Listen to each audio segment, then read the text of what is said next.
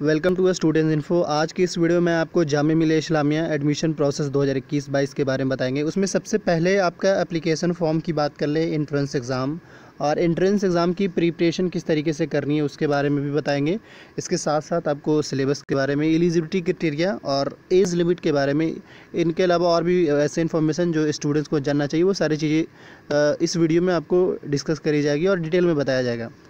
सबसे पहले अगर हम एंट्रेंस एग्ज़ाम की प्रिपरेशन की बात कर लें, क्योंकि एप्लीकेशन फॉर्म और एंट्रेंस एग्ज़ाम तो बात की बात है, उससे पहले कुछ बेसिक चीज़ें जो जानना चाहिए। जैसे कि अगर हम एंट्रेंस एग्ज़ाम की प्रिपरेशन की बात कर लें तो उसके लिए आपके पास स्ट्रेटजी का होना ज़रूरी है। इसका मतलब यह है कि आपके पास टाइम टेबल हो, एक प्लानिंग हो, और अगर आप उस प्लानिंग और टाइम टेबल को एग्जीक्यूट कर लेते हैं तो पूरी चांसेस है कि आपका सिलेक्शन होगा। क्योंकि आप में और एक किसी बंदे, अगर कोई स्टूडेंट सेलेक्ट नहीं हो पाता है किसी भी यूनिवर्सिटी में, अगर कोई सेलेक्ट हो जाता है बस, तो डिफरेंसेस इसी का जाता है कि एक का स्ट्रैटेजी थोड़ा सा अच्छे से होता है। इसका मतलब ये है कि उसका टाइम टेबल होता है, वो पढ़ाई पे फोकस करते हैं। इस वजह से देखिए, ऑन गोइंग सिचुएशन में हर कोई स्टूडेंट्स परेशान है, सारे स्टूडेंट्स को पता है कि क्या सिचुएशन चल रहा है, पर उन सिचुएशन में भी आपको किसी भी आपदा को अपने अपॉर्चुनिटी में कैसे बदलना है ये आपको डिसाइड करना है। हाँ, अगर आप चाहते हैं कि टाइम टेबल को लेकर अगर वीडियो बना दे, किस तरीके से प्रिपरेशन करे उसके लिए वीडियो बना दे, तो आपको इस पर ख़ास टॉपिक पे वीडियो बना दिया जाएगा। क्योंकि वैसे भी आप जानते हैं कि मैं ऑलरेडी जामिया के स्टूडेंट्स हूँ और किस तरीके से एंट्रेंस को क्लियर करना चाहिए ये बहुत हद तक एक्सपीरियंस मैंने करा है। खासकर मैं आपको बता दूं कि जामिया हो या फिर एएमयू हो, इन दोनों यूनिवर्सिटी में बहुत सारे ऐसे स्टूडेंट्स हैं जो जिनकी गाइडेंस, क्योंकि आपको ऐसा नहीं कि आपको हर पेपर को डिटेल में मुझे बताने की ज़रूरत पड़ेगी, वो तो आप उतना है, पर यह है कि गाइडेंस की ज़रूरत पड़ती है। तो इस वजह से अगर गाइडेंस किसी को चाहिए होगा तो वो मुझे कांटेक्ट कर सकता है। पर ओवरऑल मैंने जितने भी जिस भी स्टूडेंट्स ने मेरे से कांटेक्ट किया, ऑलमोस्ट बहुत सारे ऐसे स्टूडेंट्स हैं जो जामिया में इस बार सेलेक्ट हुए हैं, और मैंने उनको कुछ जो बेसिक चीज़ें हैं गाइडेंस को लेकर मैंने उन्हें बताया था। चाहे वो जेएमआई का अंडर ग्रेजुएट कोर्सेज हो या पोस्ट ग्रेजुएट कोर्सेज हो या फिर डिप्लोमा का हो। और इसके साथ साथ एएमयू की बात कर ले तो सेम कंडीशन, एएमयू में भी अंडर ग्रेजुएट में काफ़ी बच्चे सेलेक्ट हुए हैं, इवन मास्टर्स में भी काफ़ी बच्चे सेलेक्ट हुए हैं। तो मैं तो ये अभी आने वाले टाइम में जस्ट ही जो स्टूडेंट सेलेक्ट हुए उनका सेपरेट वीडियो इस यूट्यूब चैनल पे आपको अपलोड करा जाएगा कि किस तरीके से, क्योंकि मैंने जो मुझे समझ आया मैंने तो सजेस्ट कर दिया है, लेकिन किस तरीके से एक स्टूडेंट्स को तैयारी करनी चाहिए मैं उन स्टूडेंट्स से कॉन्टैक्ट करूँगा और उसके बाद जो है आप उस सेपरेट वीडियो अपलोड करी जाएगी। लेकिन उससे पहले एंट्रेंस प्रिपरेशन की बात कर लें तो देखिए, जो स्कूल के बच्चे हैं यानी कि क्लास 10 के बच्चे हैं, तो उनके पास मेरे ख्याल से अब कोई प्रॉब्लम नहीं है, क्योंकि उनको वैसे भी अभी सिचुएशन अकॉर्डिंग प्रमोट किया जा रहा है on the basis of assignment. तो असाइनमेंट के बेस पे तो उसमें ज़्यादा कोई प्रॉब्लम होने वाला है नहीं। पर हाँ, ये है कि उसमें आपको क्या करना है, साथ साथ अब आपको एंट्रेंस एग्ज़ाम की प्रिपरेशन स्टार्ट कर देनी है। क्यों? क्योंकि होगा ये कि अगर आप प्रिपरेशन स्टार्ट नहीं करेंगे तो एग्जैक्टली होगा सीन ये कि जो कट ऑफ जो है वो हाई चला जाता है। इसी वजह से, क्योंकि होता क्या है कि स्टूडेंट जो है, आप सब में से ही कुछ ऐसे स्टूडेंट्स जो अच्छे से तैयारी कर लेते हैं और ऑब्वियसली वो ज़्यादा मार्क्स रिसीव कर लेंगे। तो इस वजह से चाहे वो एएमयू का हो या जामिया को, अगर हम 10th की 11th में एडमिशन की बात कर ले तो इस बार कट ऑफ जो है 20 से 21 में ज़्यादा गया था, तो इसलिए आपको थोड़ा सा ध्यान रखना है। इसके अलावा अगर हम बात कर ले उसके बारे में, अगर आप एंट्रेंस प्रिपरेशन के टिप्स के लिए बोलेंगे तो उस पर एक वीडियो आ जाएगी। अगर हम एप्लीकेशन फॉर्म की बात कर ले जामिया मिलिया इस्लामिया में, तो सबसे पहले एप्लीकेशन फॉर्म के लिए एप्लीकेशन फॉर्म के बारे में जानने से पहले कुछ बेसिक चीज़ें वो समझ ले। देखिए, जेएनयू की ओर से लास्ट में कुछ दिन पहले अपडेट आई थी, मे बी 2 से 4 दिन पहले, और उसमें बाकायदा उसके जो वीसी है, वाइस चांसलर है, उनका साफ कहना था कि अप्रैल मंथ के एंड में हम प्रोस्पेक्टस को रेडी कर लेंगे, और मे भी पूरी चांस है कि अप्रैल के एंड तक हम एप्लीकेशन फॉर्म रिलीज भी कर देंगे।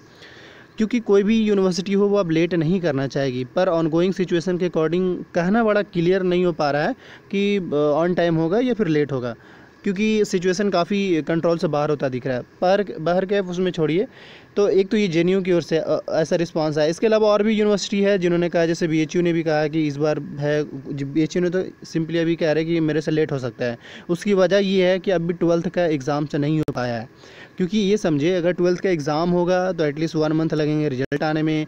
तो जब 1 मंथ रिजल्ट, क्योंकि जब तक रिजल्ट नहीं आता है तो रिजल्ट नहीं आएगा तो डीयू में एडमिशन का प्रोसेस स्टार्ट भी नहीं हो सकता है। क्यों? क्योंकि जो डीयू में है, असल में डीयू में जो सिलेक्शन का जो प्रोसेस है वो है मेरिट बेस पे।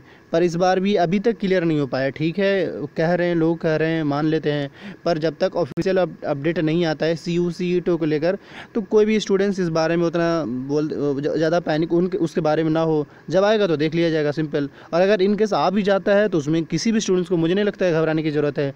क्यों? क्योंकि इसमें सबसे पहले आपको पैसे की बचत है, दूसरा आपको प्रॉब्लम परेशानी कम उठाना पड़ेगा, और तीसरी चीज़ ये कि आप एक ही फॉर्म से लगभग 10 से 12 यूनिवर्सिटी के फॉर्म फिल कर सकते हैं। और चौथी चीज़ ये कि आपको क्या करना है, सिंपली जैसे एक ही सिलेबस आपके होंगे, और वो एक बात और रिमाइंड करता है कि जो आप पढ़ रहे हैं वही सिलेबस आपका वो भी रहेगा, ऐसा नहीं कि वो अलग सिलेबस हो जाएगा। तो बस आप उसके लिए बिल्कुल नहीं घबराएं। अब हम अगर एप्लीकेशन फॉर्म की बात कर ले तो ख़ासकर एप्लीकेशन फॉर्म की बात कर लें तो ये मान के चलिए कि अभी जैसे अगर हम अदर यूनिवर्सिटी के हिसाब से अगर कंपैरिजन कर लें तो उनके जो एप्लीकेशन फॉर्म आने के जो चांसेस है वो सेम इस मंथ के एंड तक में, तो मैं भी पूरी उम्मीद है कि जामिया का आ जाएगा। लेकिन इसमें मुझे नहीं लगता कि स्टूडेंट्स को पैनिक होने की ज़रूरत है। हाँ, मैं ये ज़रूर देख रहा हूँ कि इसको लेकर बहुत सारे स्टूडेंट्स का कमेंट आ रहा है, और ये मान के चलिए कि सारे स्टूडेंट्स कमेंट का रिप्लाई मिलेगा और मिल भी रहे हैं। पर मैं रिमाइंड कर दूँ कि एप्लीकेशन फॉर्म तो अगर आ भी जाते हैं, इनकेस अगर आज भी अगर सपोज़ कर लीजिएगा कि अगले 1 वीक में भी आ जाता है, तो एटलीस्ट फॉर्म फिल करने का जो डेट रहेगा वो 1 मंथ रहेगा। तो जब एटलीस्ट बता रहे हैं 1 मंथ रहेगा, तो ऑब्वियसली आपको पता चल जाएगा। लेकिन फिर भी अच्छी बात ये है कि आप अपडेटेड रह रहे हैं, बहुत अच्छी बात है, क्योंकि मैं स्टूडेंट्स को देख रहा हूँ बराबर वो कमेंट कर रहे हैं कि सर हमारा एप्लीकेशन फॉर्म कब आएगा। तो उसके लिए आप घबराएं नहीं, इस यूट्यूब चैनल पर आपको ज़रूर उसके लिए अपडेट मिल जाएगा। आप बस इस यूट्यूब चैनल को आप सब्सक्राइब कर लें, आप इसके लिए बिल्कुल ना घबराएं, क्योंकि जब तक आप इस यूट्यूब पे हैं यानी सब्सक्राइब कर रखें तो आपको कोई इशू नहीं होने वाला है टिल एडमिशन तक जामिया मिलिया इस्लामिया में। तो उसके बाद अगर हम बात कर ले अगर एप्लीकेशन फॉर्म की, तो मे बी नेक्स्ट वीक तक इंशाल्लाह आज जाएगा, वरना वही है, अब थोड़ा सा अपडेटेड रही, जैसा आता है आपको पता चल जाएगा। इसके अलावा एंट्रेंस एग्ज़ाम की बात कर लें तो मेरे हिसाब से मिनिमम जो है जुलाई से अगस्त के बीच में जा सकता है। क्यों? क्योंकि अगर इनकेस मान लेते हैं कि अभी भी अगर आता है, तो अभी अगर आप देखें तो हम मंथ जो चल रहा है अप्रैल चल रहा है, तो अप्रैल में तो पूरी उम्मीद है कि आ भी सकता है और नहीं भी आ सकता है, क्योंकि कोविड का केसेस बढ़ना और शुरू हो गया है। जैसे कोविड का केसेस बैलेंस होगा तब ना फॉर्म वगैरह एंट्रेंस एग्जाम वगैरह होंगे। पर फिर भी ये तो चीज़ें ऑनलाइन का है, लेकिन लॉकडाउन रहेंगे तो फॉर्म बच्चे फिल नहीं कर पाएंगे, इसलिए वो सिचुएशन अकॉर्डिंग ही फॉर्म फिल कराया जाएगा या एप्लीकेशन फॉर्म आएगा। तो ये मान के चलते हैं कि अगर आता भी है तो उसमें आपको क्या करना है, सिंपली आप घबराए नहीं, आप अपडेटेड रहिएगा। तो इस मंथ के अगर फिर भी आपको एक मंथ का टाइम मिलेगा, तो ये पूरा मई जो है वो चला जाएगा आपका एप्लीकेशन फॉर्म फिल करने में। तो मई, जून, जुलाई तो ऑब्वियसली है, कम से कम बच्चे को एक से डेढ़ महीने का टाइम मिल जाता है, मिलता है ऑलमोस्ट जितने भी स्टूडेंट्स हैं। तो उसके हिसाब से देखा जाए तो सीधा मई जून जुलाई अगस्त के आसपास में जा रहा है। तो उसके लिए आप घबराए नहीं, आपके पास टाइम काफ़ी है, आपको बस अच्छे से पढ़ाई करना है। इसके अलावा अगर हम बात कर लें सिलेबस का, खासकर जामिया मिलिया इस्लामिया में किसी भी कोर्स का अगर सिलेबस चाहिए तो हमने उस पर सेपरेट वीडियो बना रखा है, आप उस वीडियो को देख लें और आप सिलेबस खुद से डाउनलोड कर लें। इनकेस किसी स्टूडेंट्स को सिलेबस के लिए इशू होता है तो मैसेज कर लेंगे, वीडियो के डिस्क्रिप्शन बॉक्स में टेलीग्राम का लिंक है, वहाँ से जुड़ जाएंगे, उनको प्रोवाइड करा दिया जाएगा। क्वेश्चन पेपर की बात कर ले तो बहुत सारे ऐसे कोर्सेज़ का, जामिया का, अंडर ग्रेजुएट का और पोस्ट ग्रेजुएट का क्वेश्चन पेपर मेरे पास है। सारा तो नहीं है पर कुछ मेरे पास है, ज़्यादातर कोर्सेज़ का है। तो जिस भी स्टूडेंट को चाहिए होगा वो मुझे टेलीग्राम पे मैसेज कर लेंगे, वीडियो के डिस्क्रिप्शन बॉक्स में टेलीग्राम का ग्रुप का लिंक होगा। एंड अगेन जो है एलिजिबिलिटी क्राइटेरिया की बात कर लें तो आप उसके लिए क्या करें, वैसे तो मैंने जो भी वीडियो मैं बना रहा हूँ सारा मैं एलिजिबिलिटी क्राइटेरिया बता दे रहा हूँ, पर अगर आप खुद से भी देखना चाहते हैं तो उसके लिए प्रोस्पेक्टस है, जामिया का वेबसाइट पे है, वहाँ से भी आप डाउनलोड कर सकते हैं, वरना टेलीग्राम के भी ग्रुप पे मिल जाएगा, वहाँ से स्टडी कर सकते हैं। वही अगर एप्लीकेशन, ये सारी चीज़ें बता दी, क्वेश्चन पेपर के बारे में भी आपको बता दिया। इसके अलावा अब आपको बस सिंपली यही करना है, सारी चीज़ें छोड़िए, अब अपनी तैयारी पे लग जाइए, एक अच्छा सा टाइम टेबल बना लीजिए और उसके बाद अपनी तैयारी शुरू कर दीजिए। खासकर एप्लीकेशन फॉर्म और एंट्रेंस एग्ज़ाम को लेकर अगर कोई भी स्टूडेंट्स अपडेटेड रहना चाहता है तो इस यूट्यूब चैनल को वो सब्सक्राइब कर ले, और जैसे ही कोई अपडेट आता है उसको डेफिनेटली इस यूट्यूब चैनल पे अपडेट मिल जाएगा, बिल्कुल भी घबराने की ज़रूरत नहीं है। Thank you.